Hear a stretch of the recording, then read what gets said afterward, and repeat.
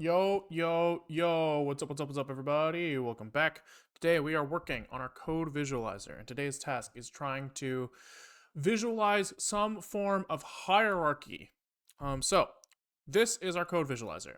What are we looking at? These are each dot in this thing is like a a function. It is a type. It is a file. It is a folder, right? Each node in here represents some part of a code base, right? The code base that we are looking at right now is our image editor that we've been working on. And what you're seeing here is they're clumping together based off of some metric, right? So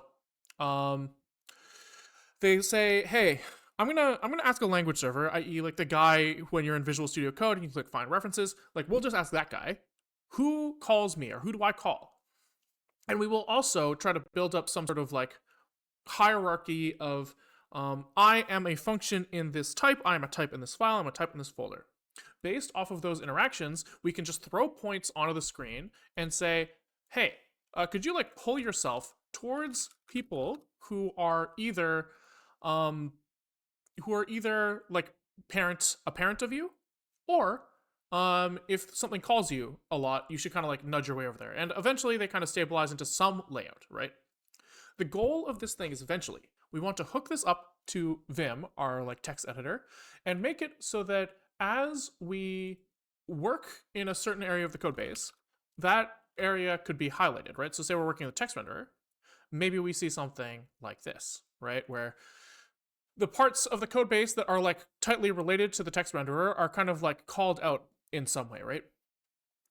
This gives some information, but not enough to be valuable. What we want to see here is that at a glance, we can tell how what we're working on relates to the rest of the code base.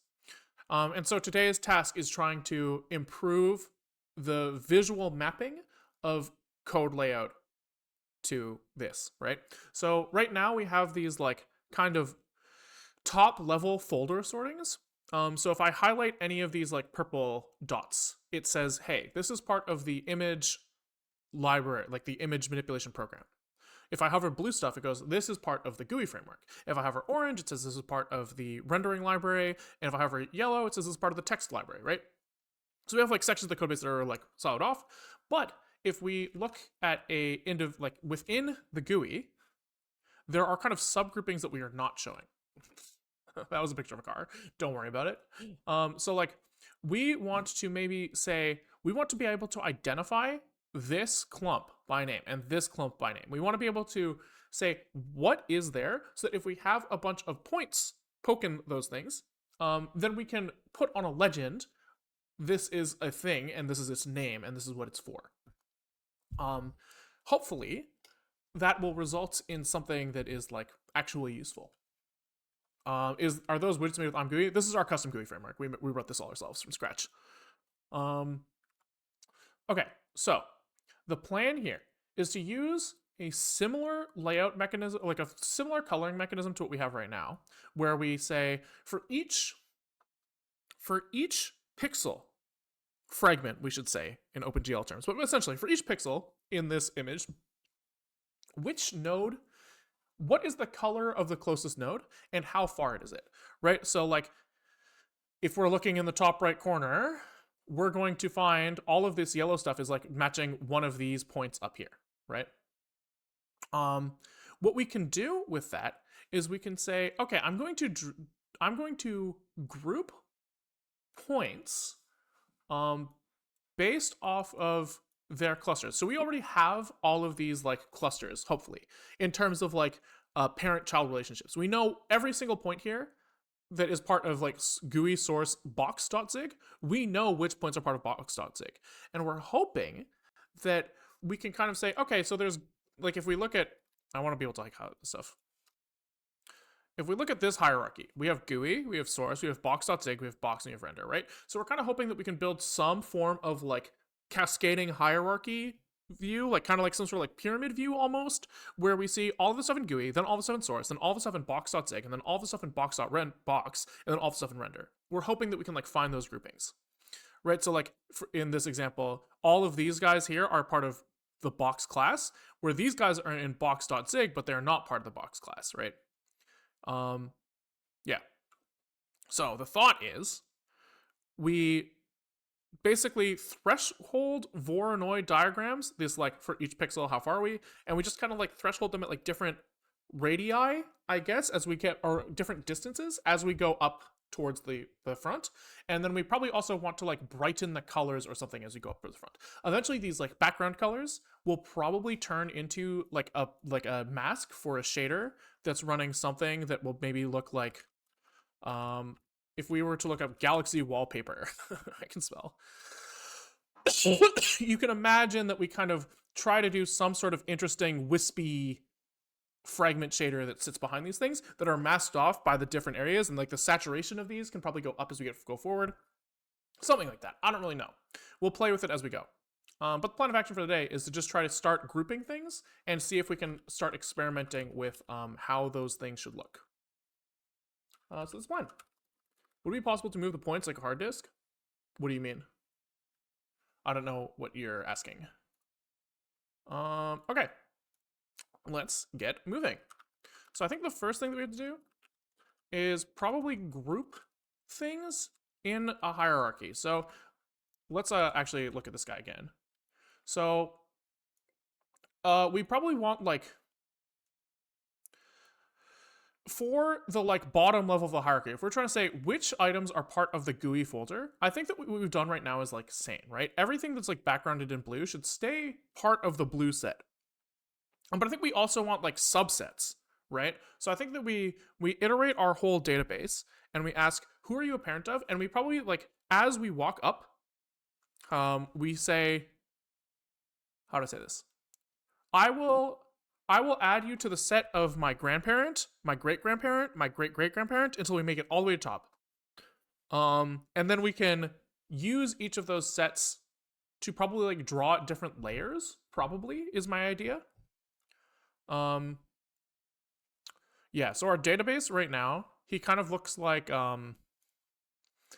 it's like kind of like a flat list of nodes. And each node may or may not have a parent, right? So this guy can be parented to him, he can be parented to him, and he can be parented to him.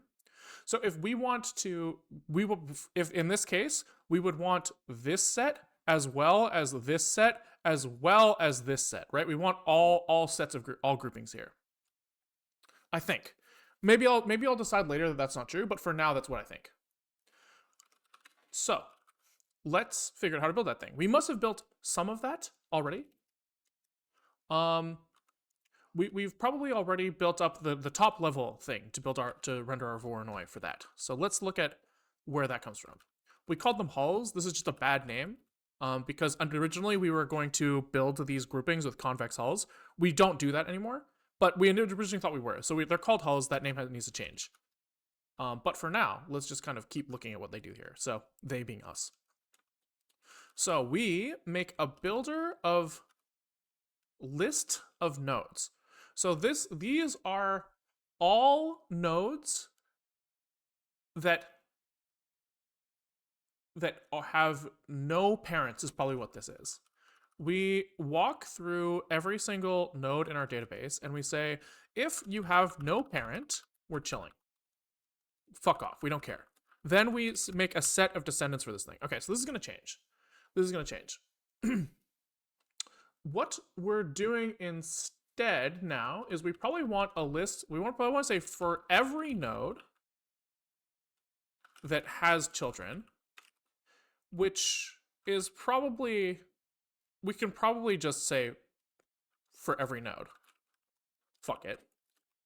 Make a list of nodes that are your descendants.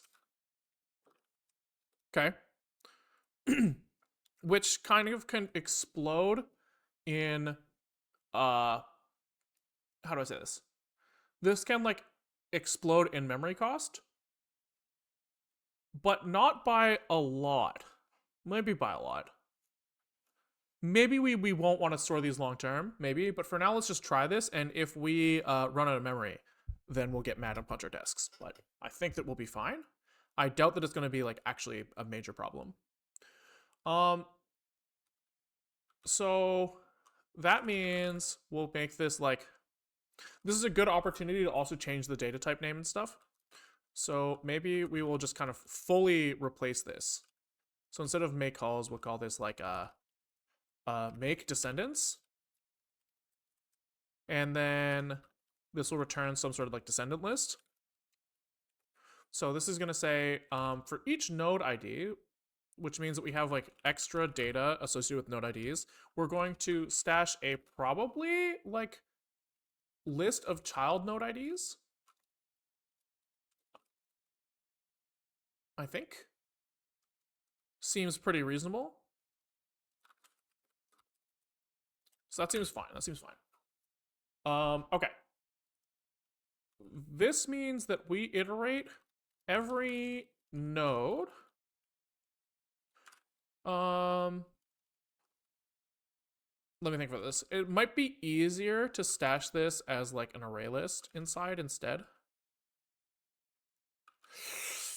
That's probably easier. It would be nice if these things all kind of live together in memory, but in reality, are we just going to pass this shit off to the GPU? No, this stuff's going to live on CPU and be processed on CPU, probably. Positions are given to the GPU, but node IDs are kept on CPU. Hand wavy generally. So far.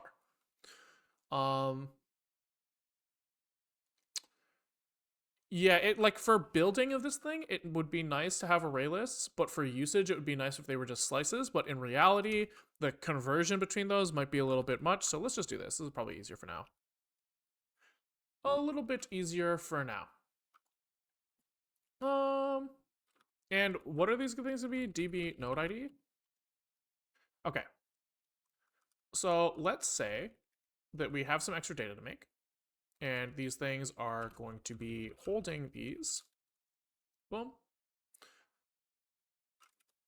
And I think we initialize this with some default value. Okay. Cool. Cool. And then eventually we're going to return this thing. I guess if we fail in some way, we're going to free this thing. Which probably means that we can call like free descendants on this directly. Probably. We don't have this function yet, but it seems reasonable. Okay. Then what? We iterate every node.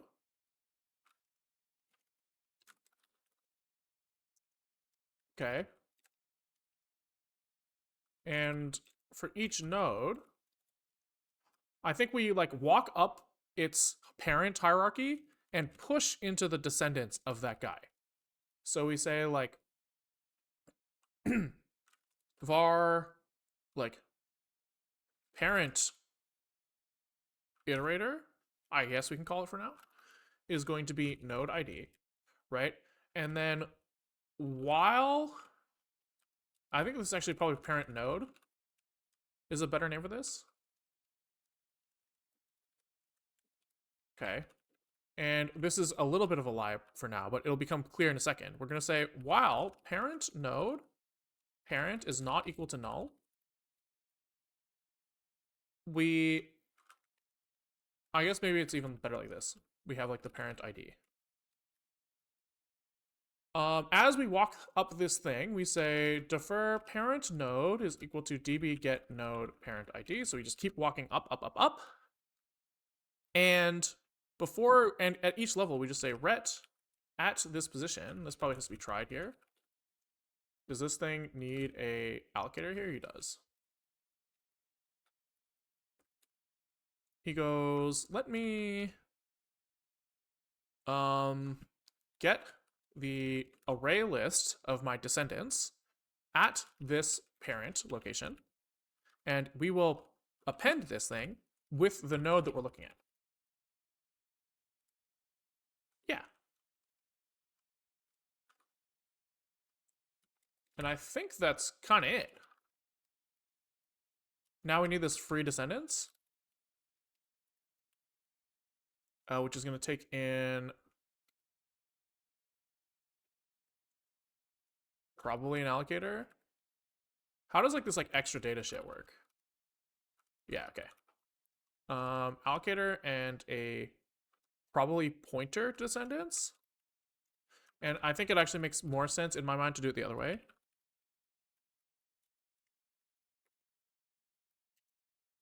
So here, what we go over each element. So we say for each ID in this thing, we like get the array list at that ID.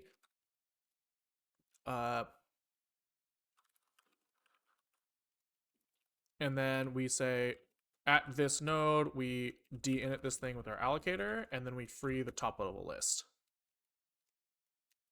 Yeah. Chill. Okay, that seems kind of reasonable to me. So can we then, when we call make calls here, wherever the fuck that is, can we just like descendants make descendants, free descendants, okay? And can we just like look at what this thing is? So for descendants, we probably want to do like var node it is equal to descendants dot id iterator. What is this? Where is the fuck is this used? Oh, this is used for like n squared loops. I see. Sure. While we get a new thing. Jakari98, thank you for the tier 1. Much appreciated. Good point on the use of hulls again when it's wrong. Can we just like log this thing? So can we say that like this element has this many descendants? And we probably, how do we calculate this? We get the node from the database.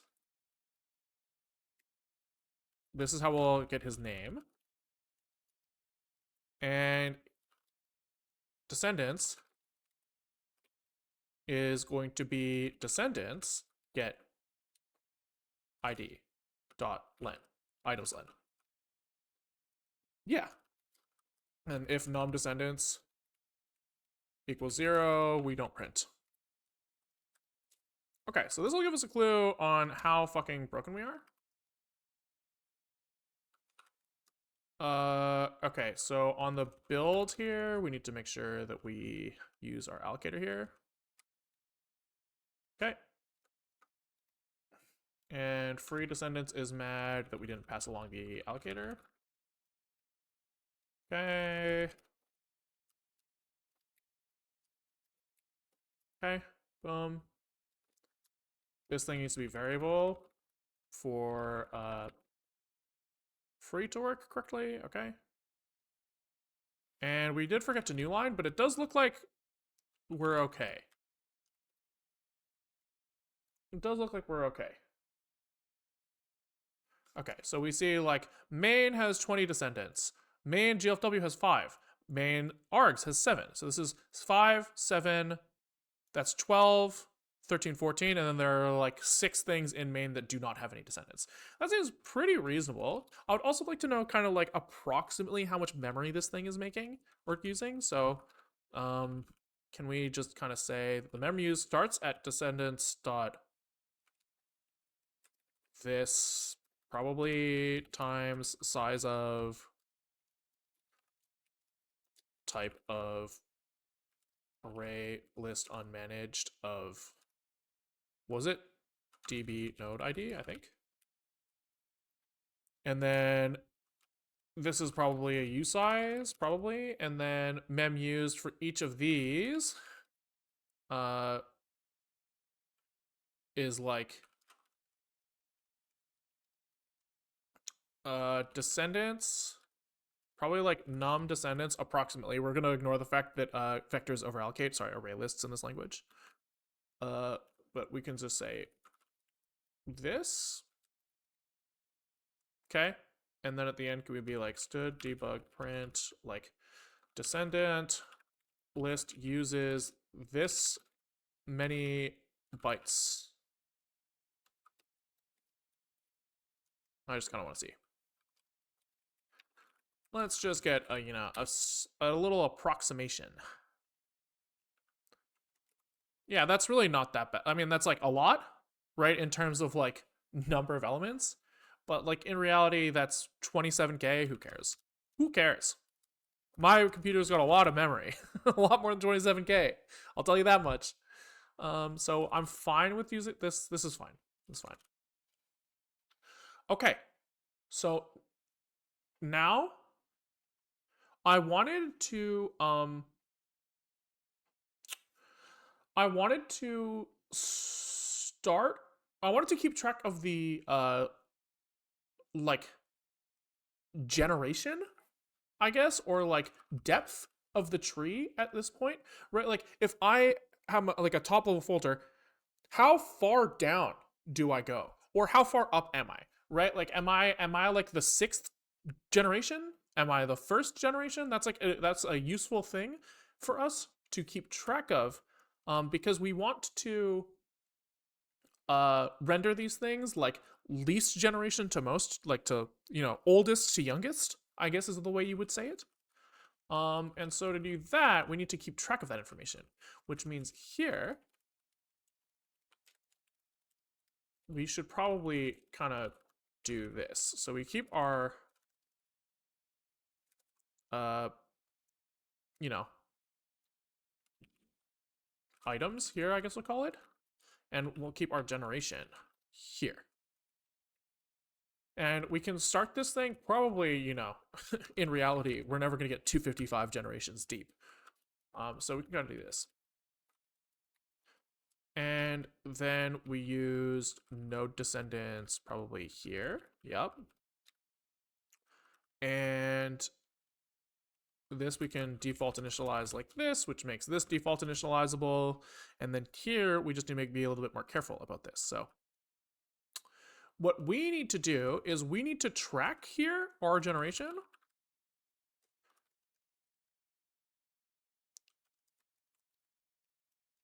Right?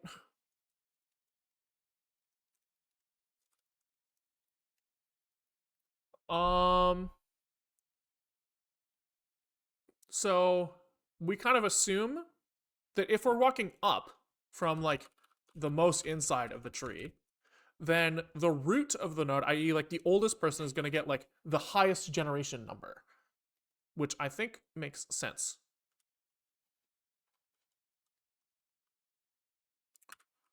So here we append to the items. Okay. And then we also have to update the generation. So we can say like parent descendants is equal to ret get pointer parent ID, right? Then we say parent descendants dot items append alloc node ID chillin, and then we also have to say that the generation is equal to the maximum of our generation and the generation already had.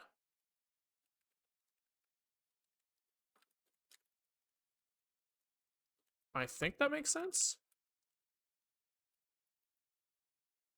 Expected type U8. Yeah, okay, so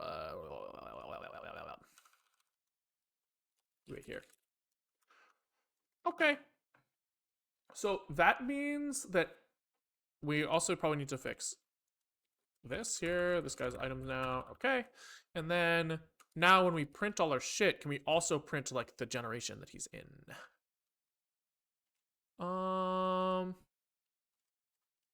So this should be size of node descendants. Okay. This is going to be node descendants is this. We use that here.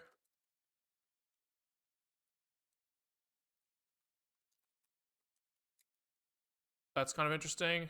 Items is kind of fucking annoying. But we'll live. We will live. Okay. And then what do I want to log? Our generation, which we can do here.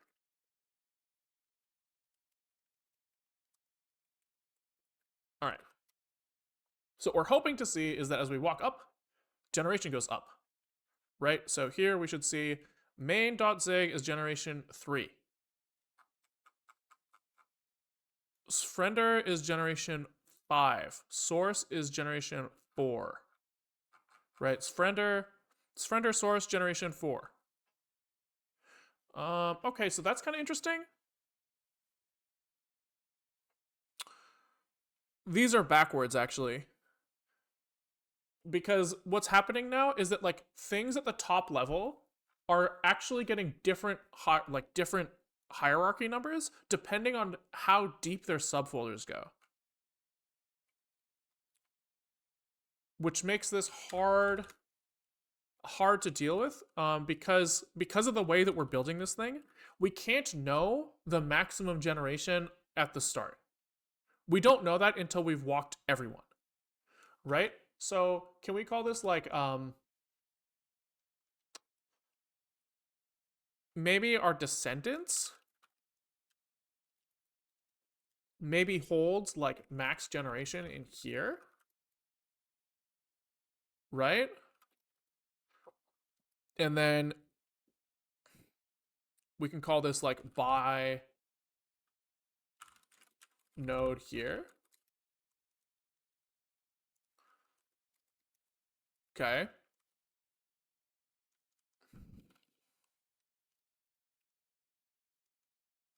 So that means that this is by node here. This guy has a D in it like this. Okay. He just dispatches here for now. Uh-huh. Uh-huh. Okay. Now, everywhere we use ret here, this is by node, boom, boom, boom. Then we have to say that like var max generation is 0 here. And here we just say like max generation is equal to the max of max generation and generation. Okay. And then here we return max generation and by node is equal to by node. Okay. That seems reasonable so far. This guy needs to take in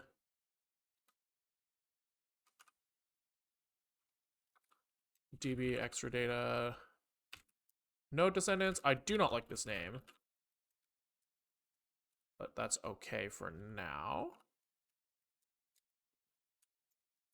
Okay. So now this guy needs to be like descendants dinit instead. Okay, and then this guy's pissed because it's by like by node here, I think. Uh-huh. Chillin'. We might want to kind of make some nice helper functions for this stuff, but that's probably fine. And then here, instead of logging the generation, we log descendants max generation minus this. And then we should get some sort of consistency for the top level. So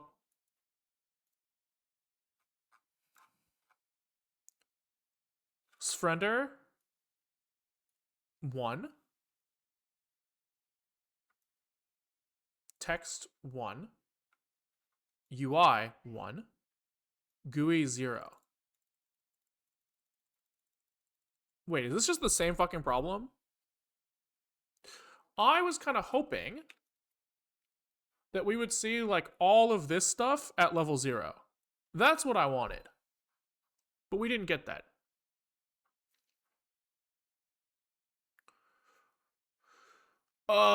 Right. So it's almost like we have to lift each path somehow. Or we just have to track it the other way. Maybe it's just easier if we, like,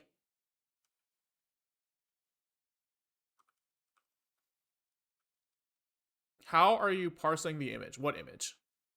There is no image. We're making stuff by hand. We're making everything with OpenGL by hand. Um. Okay. Let me think. So if we have nodes that point to their parents, is it possible that we just have to? Do we just have to walk it once to find the max depth? Like, I mean, that's not the end of the world. I'm sure that that will run fast enough that it doesn't fucking matter. But it does seem suboptimal if there's some sort of trick that we could use in order to find. I guess we can kind of do this for every node as we as we iterate up. We could go like up and then back down. Right? So we could kind of like, we could start here. We could go like, okay, let me go bing, bing, bing. I'll make like a stack of things. Right? So I'll say like, I'll make a stack that has like 0, 1, 2, 3. Then I know the size, and at each level I can just write down the number on the way back down. Your stack would not end up being that large, and you have to do this walk anyway, so you're literally just like 2xing the cost there, which isn't, and like 2xing is like a little strong because you're not actually doing that much work. Now the question is that more work than just ripping the array twice? Probably yes. It's probably faster to just rip the array twice, so we'll just do that. My guess is that one, because for each node now, I think that we're hitting it more than 2 times, because for each child, you're hitting all of the parents again. So I'm pretty sure that, like, especially with like sequential memory access speedups, because of like, you know, branch prediction and cache prefetching and all that shit, I'm pretty sure it's faster to just rip the array twice. So get max generation. Oh no, hold on. In order to get the max generation, you still have to do that same walk. So no matter what, you're doing a 2x. In which case, this is probably better. Never mind. I'm a dumbass. OpenGL with Zig? I thought it was only for Windows 95. No. I don't know where you got that impression. Okay, sure. So I guess probably we want to do like var like parent stack is going to be an array list of U8s. No, node IDs. And here we'll just put a little comment on here saying like, we want top level nodes to have generation 0. We do not know how many generations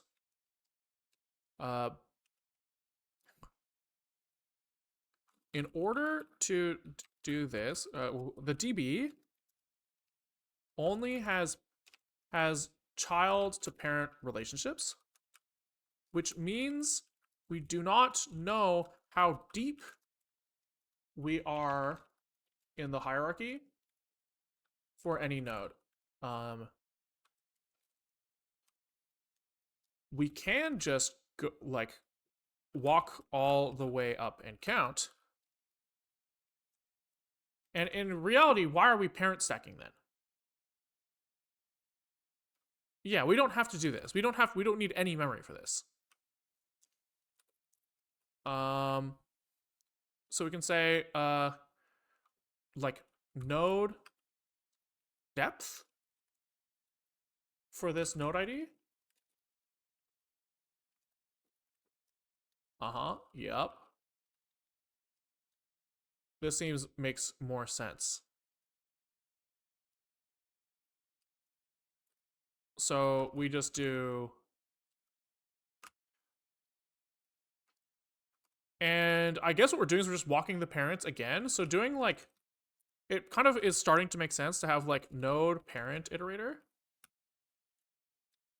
that kind of like encapsulates this logic for us. Right? So this is going to give us like we can kind of do this. Yeah.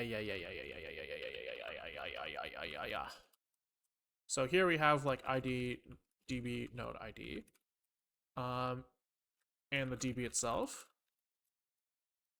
And every time we call next, we just say if db get, I guess we say like node is self db get node at ID, right? If node parent is equal to null, we're done. There's nothing left to do.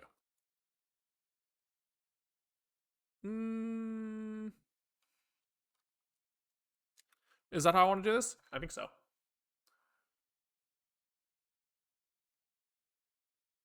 I think so. I have to figure out if we want to include ourselves or if we only want to walk parents. I suspect we only want to walk parents. Then we just say defer self ID is equal to node parent. I guess we can actually do like parent is equal to node parent or else return null. That's a little easier. Then, because then we don't have to do this dereference here, we just write parent. And then we just say, I guess this kind of needs a break to indicate that it's running in a different context. And then we just say return parent, question mark? Yeah, sure.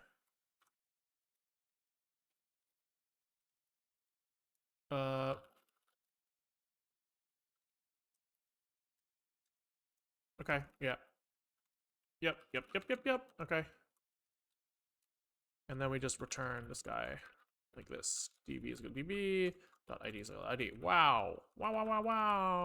Okay, so now node depth calculation is just literally we go like var depth is equal to 1 by default, 0 by default. Yeah, 0 seems fine.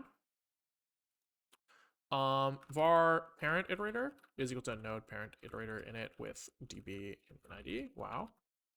And we don't need to call this in ID anymore because it's kind of hidden in here, so we can just use ID like this. And we say, wow, parent IT next. We do depth plus equals 1. And return depth. Wow. Okay, so now we just say generation is max no depth, I guess. Seems reasonable. Then we go down by 1 every level. And here, instead of doing this, we can use this same node parent iterator again.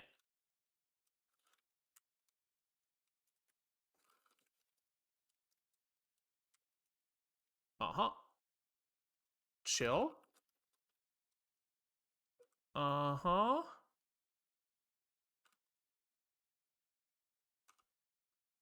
Then we get the parent descendants, and there we go. Chill. This max generation thing, I think, goes away again. But we can leave it in temporarily just to see. And then down here where we're using max generation, just like fuck that shit. Okay, so now at the top level, we should be seeing 0. So this looks good. So we have lint.sig 0, main.sig 0, smath 0, smath 1, smath type 2, 2, 1. That looks a lot better to me. And then like GUI used to be 6, GUI 0, build 1, descendants 2, source 1, runner 2, runner 3. Yeah, this all looks like what I wanted. That looks like what I wanted, which is big for us. Okay, so now we can ditch that like max descendant, that like we can like kind of, this descendants type can kind of chill a little bit, right? So he doesn't need this max generation anymore. There's like no point in that thing. So we can go back to it being like this. And then we just have to kind of, I don't know, figure it out from here.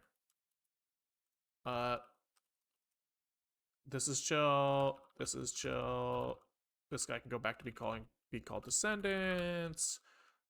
Return ret by node now is just called ret again.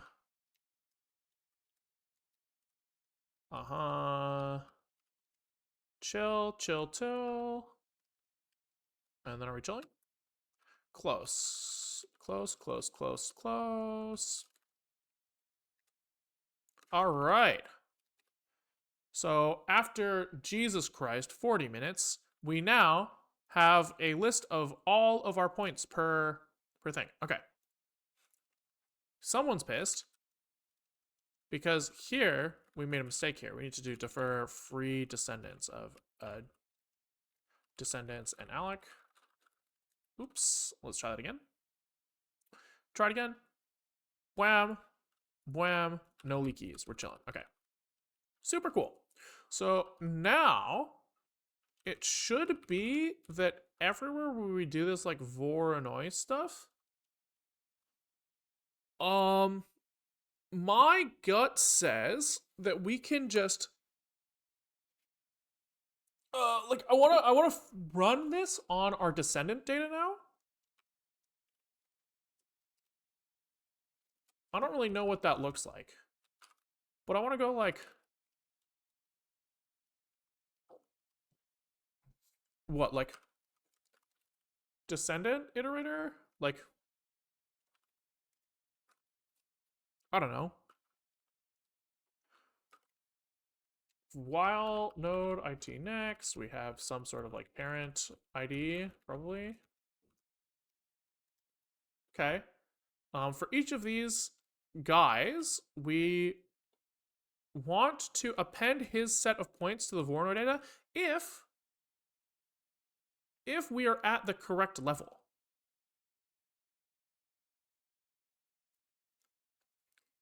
I think.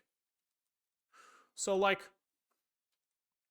I want to see what happens if we drop down to like level 2 or something, right? So like maybe we'll start at level 0 because that's what's happening right now. We should see no change. And then we can try changing the filter to like level 2 or something and see what happens.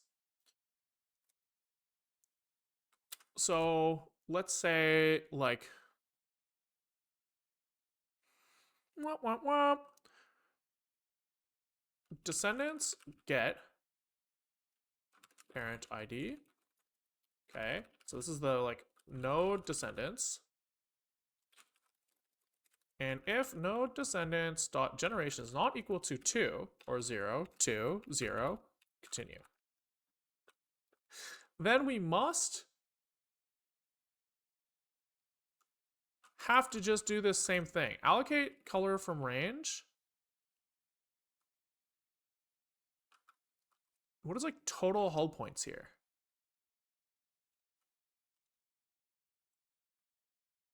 Oh, he's like allocating a range based off of the size of the thing or something.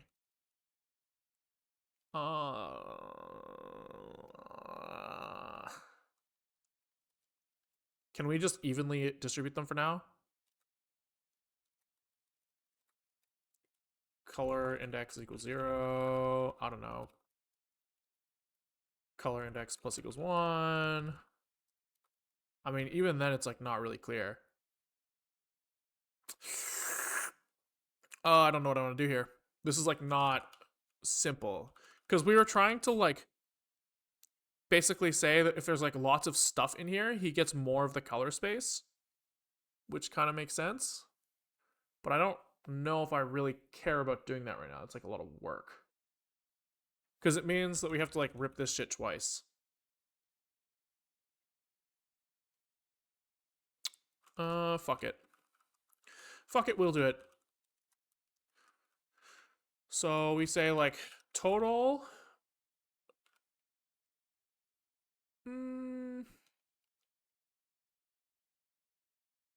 Actually, I wonder if we can just use the total number of nodes in general. That might work fine. Sure.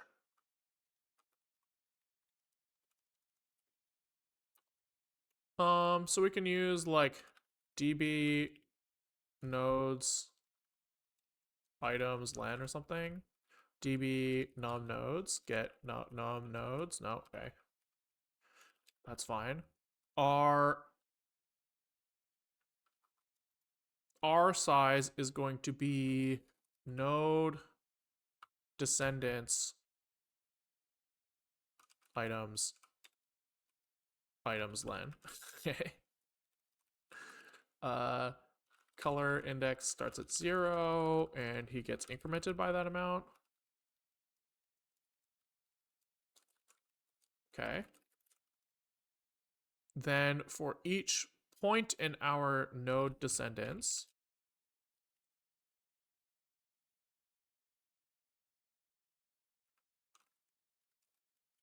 we have this point and we get the, okay, yeah, I think that makes sense. Then we just kind of nuke this shit, get out of here. And maybe that works.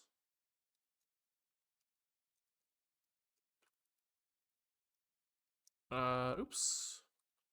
Color index here. All right, so maybe we see something interesting. Maybe we crash. Okay, so that looks maybe like it's doing something similar to what we were doing before. Like all of this orange stuff is in the rendering library, all the purple stuff is in the image manipulation library, all the green stuff is in the like image UI library. And now what happens if we just fucking crank this to like level 2?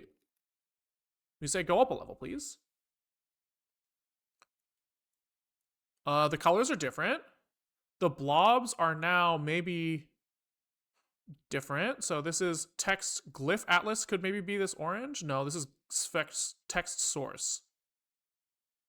It's hard to tell if the colors are like different for adjacent things or not. Maybe the colors are like, the lines are not really hard here. Distance field generator here. Here we have geometry. Okay. So it looks like that's kind of working. Kind of. It's really hard to fucking see, dude. Like, are these different colors down here? Who knows? This is math, math, math, math. Okay, wait, okay. Purple down here is math. This is math. This is math 3x3. This is math transform.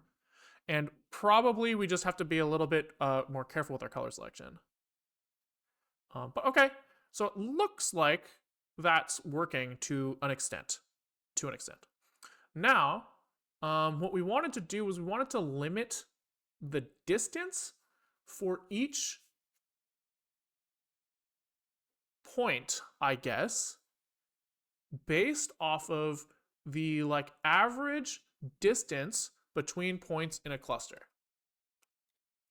So that's kind of why the past couple days we were working on that like physics simulator thing to try to derive the formula for how many balls, or like how the average distance between points evenly distributed in a circle.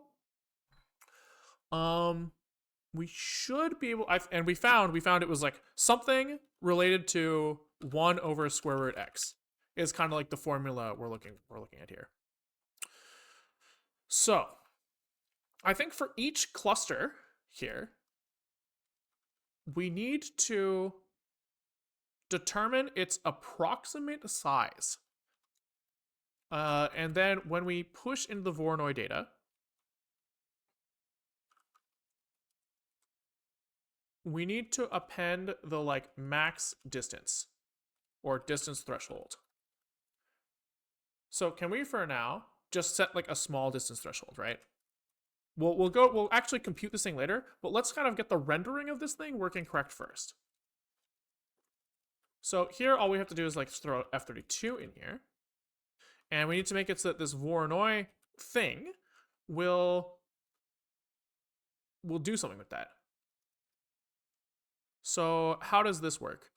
I guess we have some sort of like offsets location and color location. And so surely we need like a third location here, which is going to be the distance threshold location. Okay, sure. And it looks like for each point that we are rendering, we apply this thing. Okay. So we enable the thing. And then we specify how we upload that shit to OpenGL. So we say, this is attached to the offsets in the offsets buffer, which is actually the index, the instance buffer. It's named poorly. This thing is going to be 1 float, and he is going to come from the distance threshold value of this thing. Sure, That seems reasonable. Okay, and then we need to add that into the inputs of our vertex shader.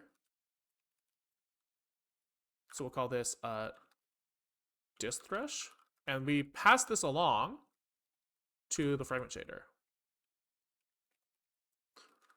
I don't know why I've like got camel case here and snake case here. Just don't fucking worry about it.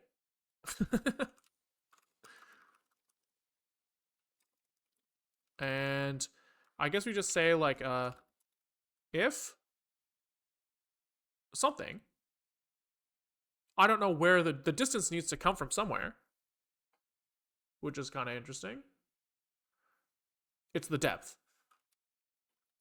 If the depth is greater than dist thresh, discard. Okay, cool. I think that's right. I'm pretty sure that will do what we want. Like 70%. Which is good enough. 70% is pretty good.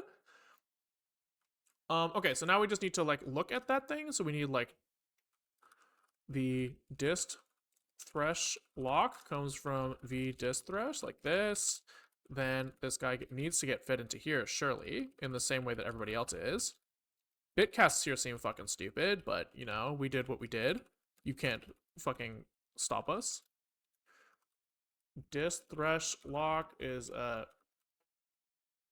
this thing, and surely he needs to get passed along here. Like this, and this guy already get him. Dist thresh lock gl uint, and then this thing needs to get passed along here. Which surely is not the right way. I'm sure that like we could get this more efficiently done somewhere else, but whatever. 1374. Okay. So he is missing this. This does not matter. This data is not used. So we'll just delete that. And everyone else should be happy, probably.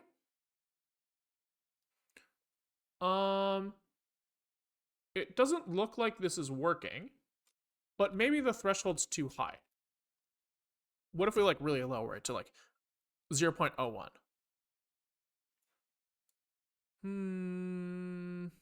Not seeing it. Oh, did I do less than instead of greater than?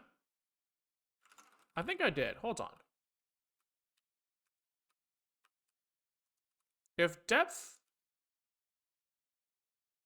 greater than distance thresh, but maybe the depth is negative.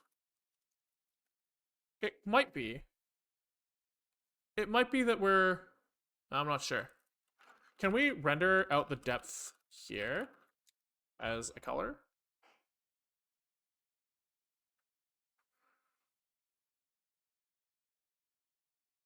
It also looks like we have like overlapping elements, which I guess makes sense. The way that this works is we're kind of drawing like a 3D cone. This actually looks kind of cool, by the way. Just like, I don't really know if it means anything, but just looking at this, it looks kind of cool. But what we have is at each point in the graph, we are drawing like a 3D cone that I think goes into the page. And we're using those 3D cones and we're saying, let's just like fucking drop, how do I say this? Let's just put pixels on that cone as they're projected into my face, and whichever one on top is the one that's supposed to win. Okay. Right. So let's go back to level 0 on this render, because then the objects will be bigger, which will be easier for us to reason about. And can we go back to kind of just hard picking like 1.0 here on the alpha?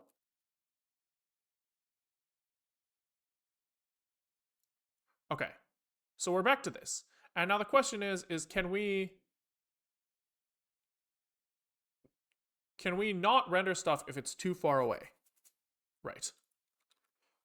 So there's Oh, we're not passing the distance threshold along here, which is probably contributing to the confusion. We do need to forward this stuff from the vertex shader to the fragment shader. And then we should be able to go back to saying like, if dist thresh is less than, if depth is greater than dist thresh, discard. Do not draw anything at this pixel position. Oh wait, okay, that's good. So everything's black now. Let's up the threshold now to like something a little bit more sane. So maybe like, you know, 1/20th of the viewport size, I think. 1/10 maybe. Oh yeah, okay, wait, I think that's working. I think that's working.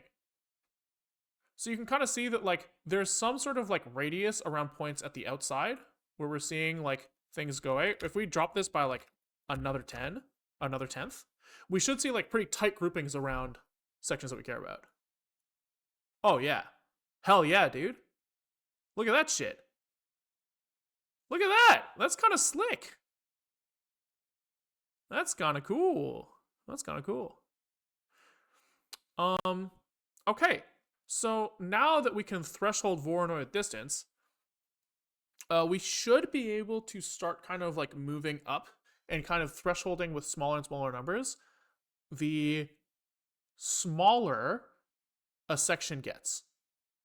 So let's try to like auto detect that thing.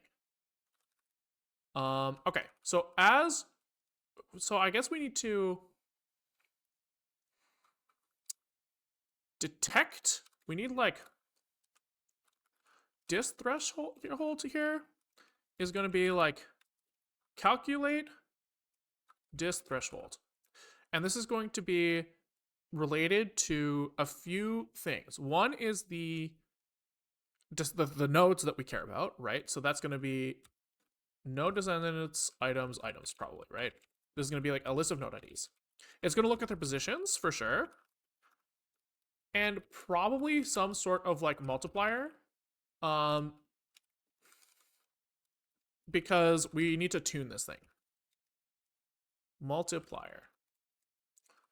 Because we don't know what it is yet. So let's add that to the list of things that we can tune. Distance, threshold, multiplier. Dist, thresh, multiplier. And when this thing in the UI changes, we need to say do a thing. So we're going to say change dist, thresh, multiplier. Okay. Which means that we say change dist, thresh, multiplier is a thing that takes in an F32, and when that notification comes in from the UI, we need to change that shit. Okay. So now all we have to do is like define this distance threshold multiplier. And 1 is fine for now. We'll figure it out. Okay. So now we need to implement calculate distance threshold. So what does this thing do? Surely he returns a floating point. And positions is going to be probably db extra data of vec2. Okay. Node descendants, or like we'll call this items, I guess, is going to be a list of node IDs. Probably. And then this is a floating point. And we found the other day that this shape follows 1 over square root x. So I guess first we have to find the minimum and maximum positions. So we'll say imagine that that items are approximately that are spread in a circle, evenly spaced. This is probably not true, but a good enough. This is not true. It's not probably. This is not true, but a good enough approximation for us. How far from any given point should we draw the background? Should we draw a background for this point? Question mark. As we get farther away, as our cluster grows, the max distance from any given point also grows. Simple. Probably the distance. As I guess as the density of a cluster shrinks, the maximum distance we are willing to draw a background for should probably grow.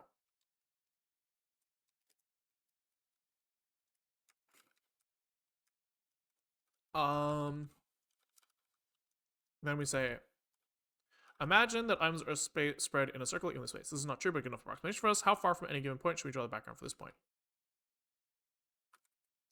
We've already kind of said that part. Okay. The distance between any two neighboring points is proportional to 1 over square root x. I think. If you were to imagine each point as a force field that pushes away any element closer than some radius, you would get a circle full of circles. If we assume that there is some ratio of filled to unfilled space, R, we fill the bigger circle with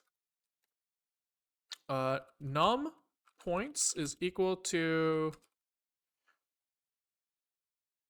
what was it? We did this math yesterday. We did it yesterday. It was like outer radius, like container radius times pi r squared is like the size of the outer thing. This is equal to the sum of all of the inner radiuses. Yeah.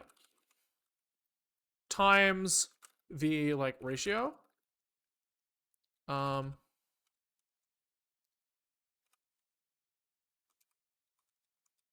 Okay. Yep. Then it was, we want to figure out, given a number of points. So we said outer radius is defaults to 1. Pi's cancel out. So this is literally 1.0 is equal to this. Then we're trying to find the inner radius based off of the number of points. Yeah. Okay. We fill a bigger circle with smaller circles. The radius of those smaller circles is the average distance between points. Okay, when we say like these force fields can be imagined as small circles. Oh, we already said that. You could fill a circle with bigger circles. Okay, so with ratio of filled unfilled space equals R. Hi, are you working on astronomy? No, we're actually just trying to draw a graph. All we're trying to do is draw a graph, and we're just doing like the most roundabout way possible. Ryan Fleury, thanks for the raid. What's up, you guys? Hey, everyone. What is up? Let's see if we can show you very quickly what we're working on. I hope you guys had a good time over there. We are working on a code visualizer. So we have a code base, a Zig code base, an image editor. And in this image editor, we have many types, many files, many folders, many functions. Each dot in this thing, which we will increase in size for the purposes of this demonstration, is one of those functions, files, folders, or types, right?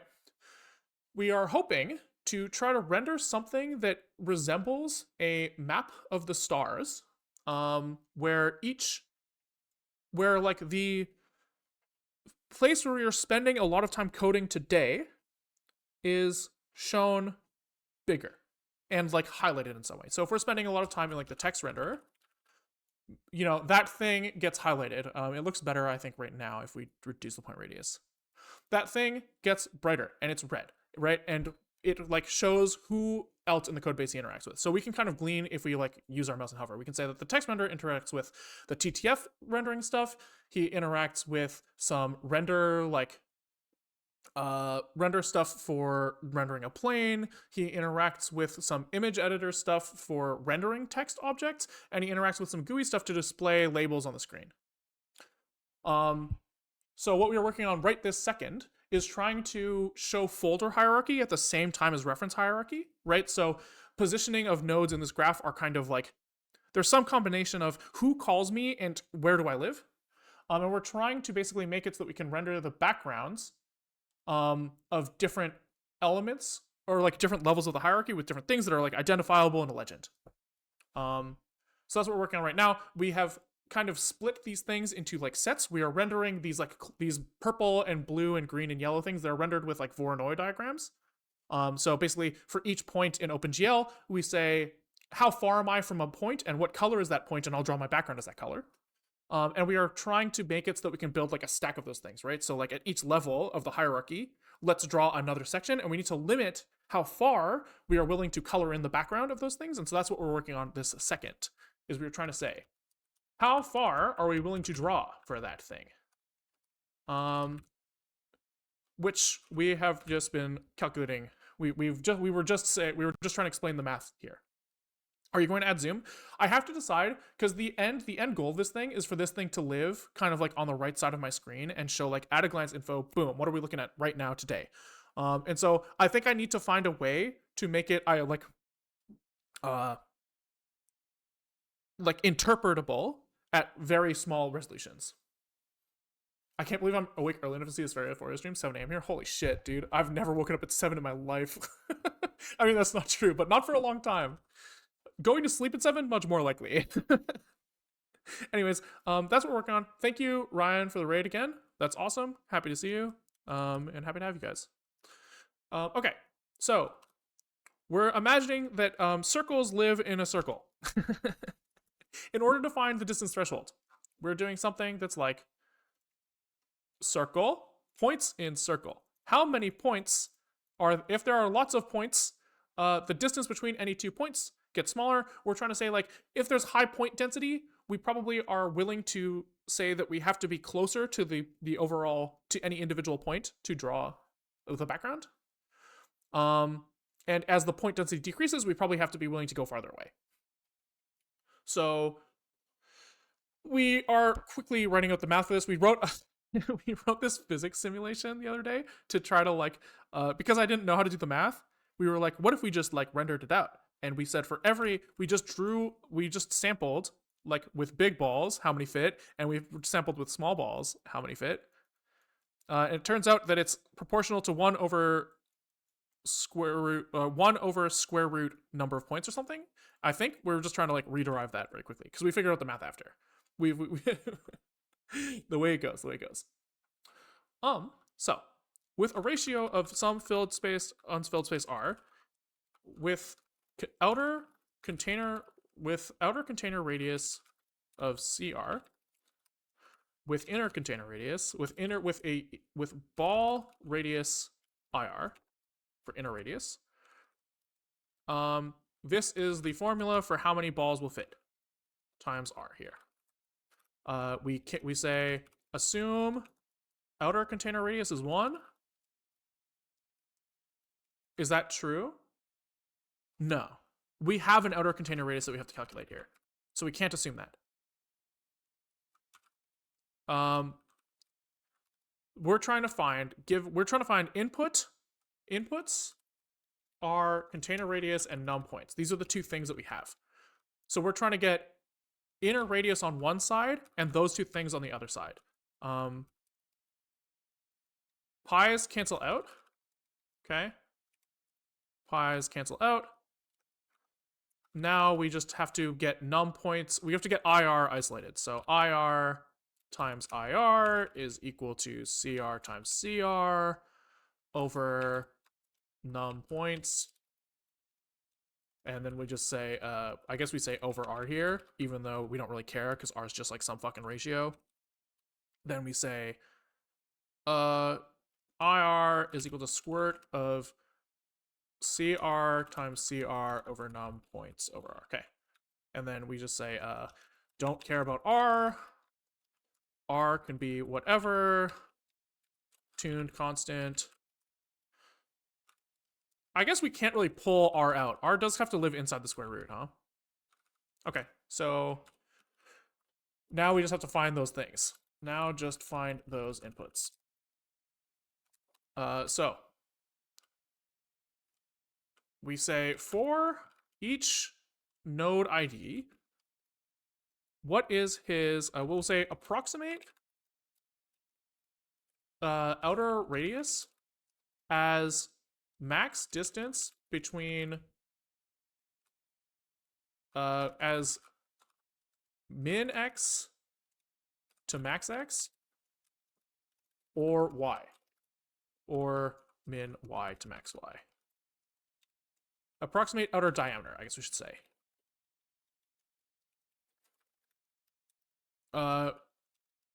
Okay. So we go over these things. We say like var min x equal to infinity, min y is infinity, var max x is equal to negative infinity, and y is negative infinity.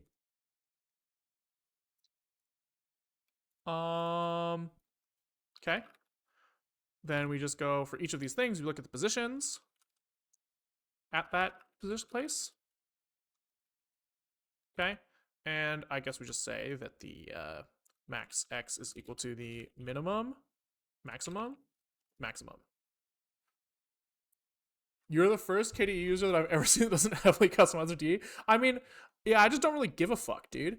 I only am using KDE because it like comes with programs and because the compositor doesn't fuck up my frame rates in video games at 144 hertz. Okay, so max x is the existing max x for node pos 0. Min, we just take a bunch of maxes and replace them with mins. Okay, and then here we take x's and replace them with y's and zeros with ones. Okay, so now we have the, we can say that like the outer diameter, the container, the like diameter, I guess we'll just call it. I don't really want to think too hard about it. Is the maximum of max x minus min x and max y minus min y. Okay. Cool. So that gives us our CR. And num points we already have. R is our ratio, so we literally just say like return std math squirt of diameter times diameter over number of points. So constant num points f is float from int items len. Okay, it's the number of items in the set. And we said diameter times diameter over num points f, and then times like dist thresh multiplier. All right. We'll see if those like 2 days of physics simulations actually like result in something that kind of works. That'd be kind of fucking cool, dude. That'd be kind of cool. Okay. So if I start like playing with this, okay. Okay, so that definitely is doing something. Now, whether or not we think it's sane will depend on if we go up the hierarchy and start clustering smaller sections. If we see like backgrounds get tighter, that's what we're hoping to see here. So let's like kind of hard code this distance thresh multiplier at 0.1 to begin with, because that's what we just decided there. And then we will say when we are building the Voronoi stuff,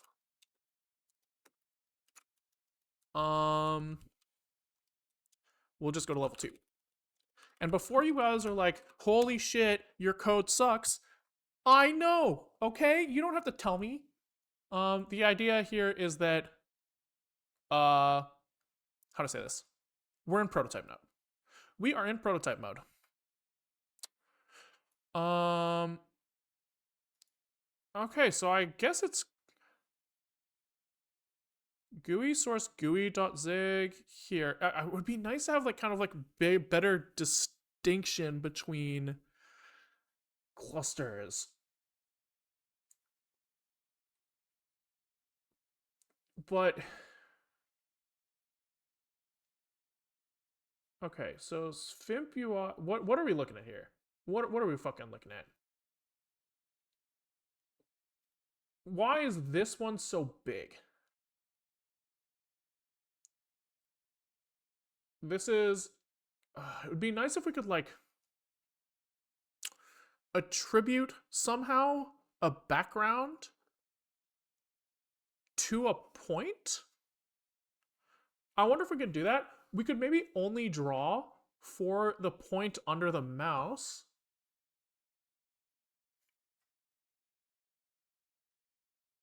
Okay, so this is all these sections over here. This is all for box.zig, box.zig, box. Maybe we can go lower down the hierarchy. Maybe we can even do like level 3 and see if that helps at all. So you can definitely tell, by the way, as these things come down, you can tell that as the points kind of clump up, the distance that we're willing to draw around them is definitely shrinking, which is good. So this stuff is all widget factory, all of these green dots. And it's hard to tell what's happening because like in here, these points here are actually not part of this like level of the hierarchy, which is making this like hard to like conceptualize what's happening.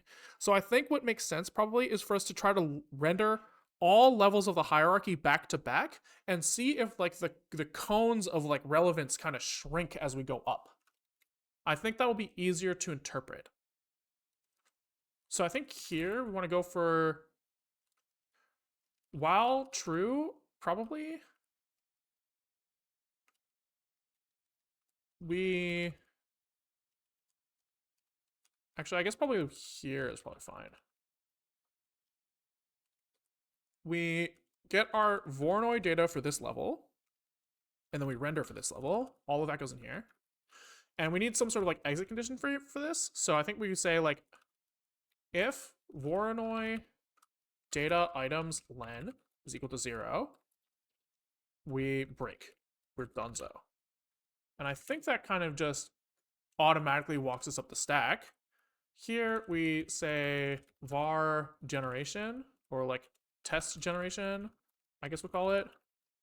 I think we have these as U8s actually. We say defer test generation plus 1, and then we use this generation here. And hopefully that does what I want.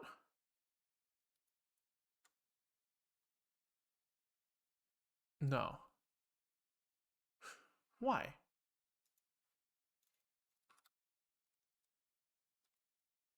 What the fuck? What if we break after one iteration of the loop, kind of like just unconditionally? That should just show the bottom layer. Okay. So that is just showing the bottom layer, which is good. Okay.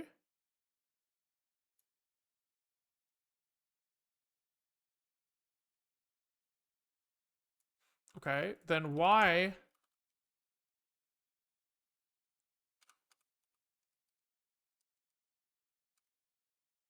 What's going on here?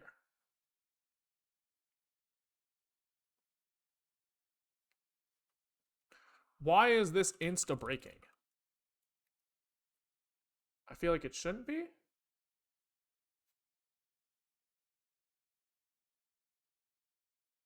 I mean, it must be that things up the stack are somehow overwriting things below.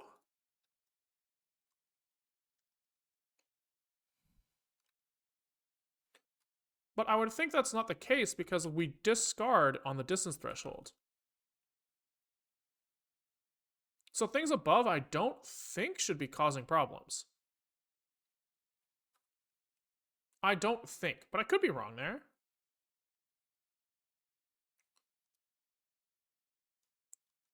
Or test generation equals 2. Break. So if we do that and we start seeing stuff, it means that like the things on top are definitely overwriting the things below, which is strange. I would think that this like OpenGL draw, if we're going draw, draw, draw, draw, and then in each fragment shader we're like discarding, shouldn't that not cause problems? Are we doing like something fucking stupid like calling clear in here? We definitely are. So this is fucking brain dead.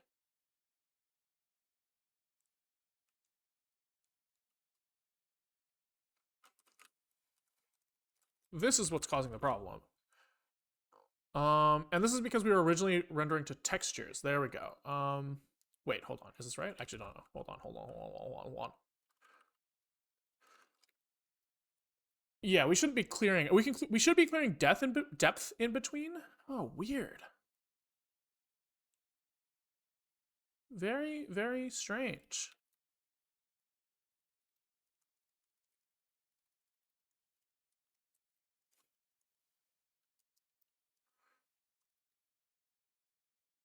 Oh, oops. We need to not clear. We don't just have to not set the clear flag. We also have to not clear it. Okay. So we're definitely seeing something. What the fuck is that? Oh, whoa, I've never seen that in my life. You can fucking shift hold on this thing? That's sick. Okay, so we're definitely seeing something that resembles what I wanted. That rendering is tanking your frame rate? Okay, good. Good to know. Thank you. This is really good. This is exactly what I was hoping for.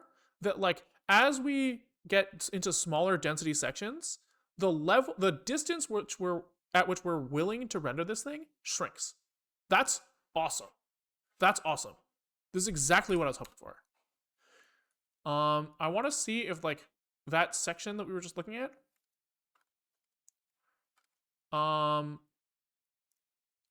Maybe it's not like reproducible. I thought my computer died. That's not bad. Yeah, that's super fucking sick, dude. What's going on here?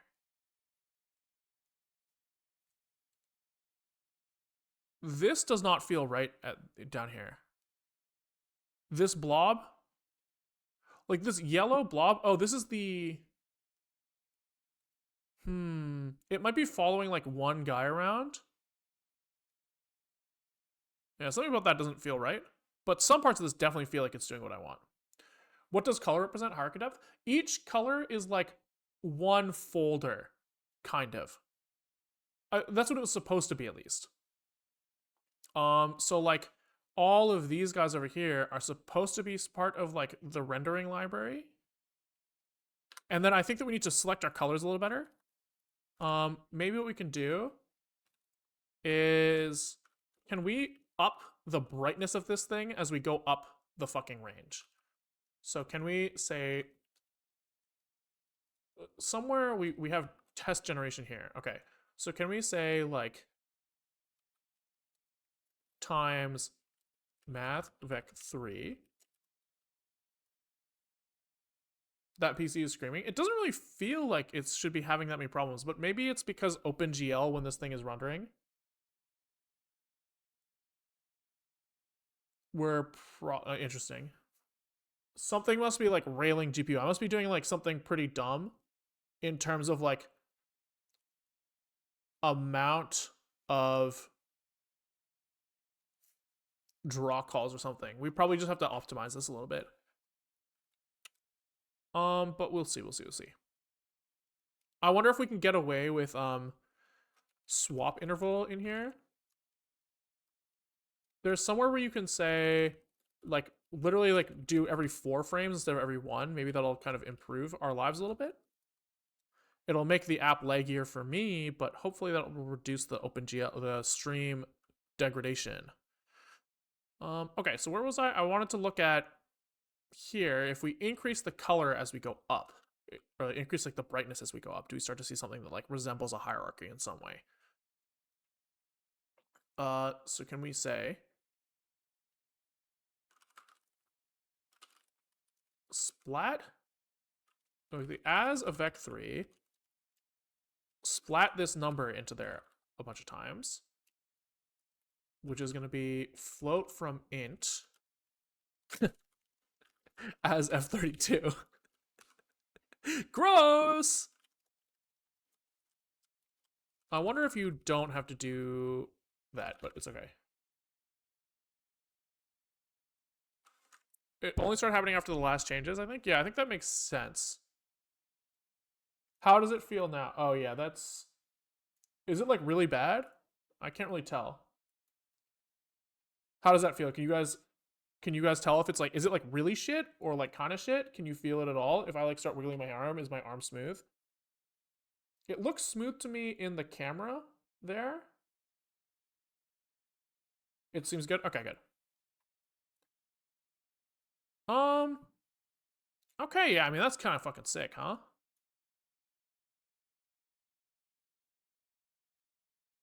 Yeah, it's pretty fucking awesome, dude. Pretty fucking awesome. And it looks to me like the density sampling stuff is working like as I intended, right? So you can kind of tell like these green guys here, stream essentially dead every few seconds. Oh yeah, wow, it's getting really bad, huh? Yeah, okay, my bad. I wonder what's causing that. I must not be freeing something. I must be like accidentally leaving GPU buffers around that I shouldn't be. Interesting. And probably that's only happening here. Like, I bet you if we like set offset data, he's literally just calling name buffer data. There shouldn't be anything in here that's like render, use program, draw instance, bind array, GL clear. Yeah, I don't really see.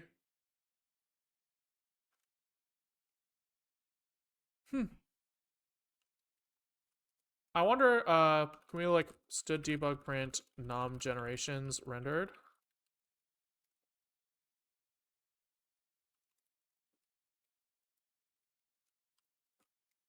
Yeah, it's really weird. Cause yeah, I did see it there.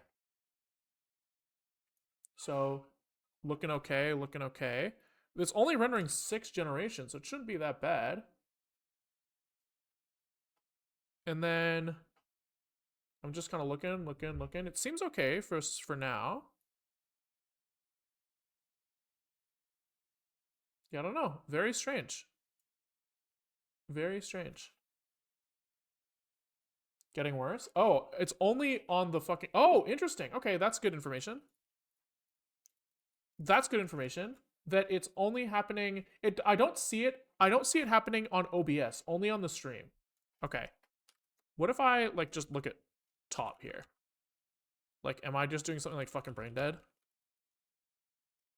KIO worker is just going fucking crazy. That's not good. Okay, so as we look at this, do we see like... We do see my VRAM climbing. Nothing in here is like really indicating. Like Viz memory is staying the same. I mean, it is just cranking usage. So, okay. I guess I will probably look at that off stream. I'll get it off stream. Okay, what we can do though, we can render this. Wait, we just have to live with the pain right now, and we can take a screenshot real quick. Okay. Close this, and then go back here, and then take a look at it. Okay. I think I'm happy with that. Too many triangles. Yeah, maybe. I'll definitely take a look off stream because this is the type of thing that's not worth doing on stream because it'll just like absolutely fuck me.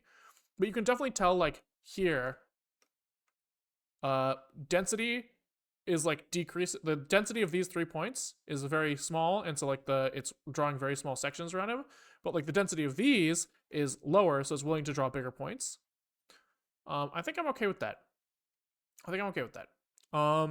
The next step here is to like mask off. Instead of drawing these like colored blobs, what I want to do is I want to kind of background these with like galaxy wallpaper or something. I want to use these as a fragment shader mask so that I can take something like this and like the color of these things will be determined by basically by the color, like the colored sections of this. And I want it so that like as we go up the hierarchy, things become brighter, and then hopefully we can add like a legend to these things and maybe highlight them or something. I don't really know, but it's looking pretty good. I'm happy with that for now. So unfortunately, I would probably keep going a little farther today, but because of the fact that it's like just cranking my GPU and fucking stuff up, I would rather look at that off stream. So I think we'll call it there for today. Yeah. Thanks for watching, guys. I'm pretty excited about this. If you like what you saw, we stream most days at around 12:30 Pacific time to 4 o'clock Pacific time. It is 3:40 now. So if you're watching online or if you're watching live, it should be approximately from 3 hours ago to 20 minutes from now is when you would expect to see us. If you want to keep up with this project, there's a YouTube link in the Twitch description. We have this organized into playlists. We're working on building a map of my code base. If you want to see kind of like the extra supplemental content, which is like the 12:30 to 2 segment, we call it happy hour. It's kind of just like side quests essentially, or like cleanup work. You have to catch them live or sub on Twitch to see the VODs or join on YouTube to see that section or Patreon. But you shouldn't be missing anything if you just watch the parts of the VODs that we upload to the main channel. I think that's it. YouTube, peace out. Twitch, let's find someone to raid.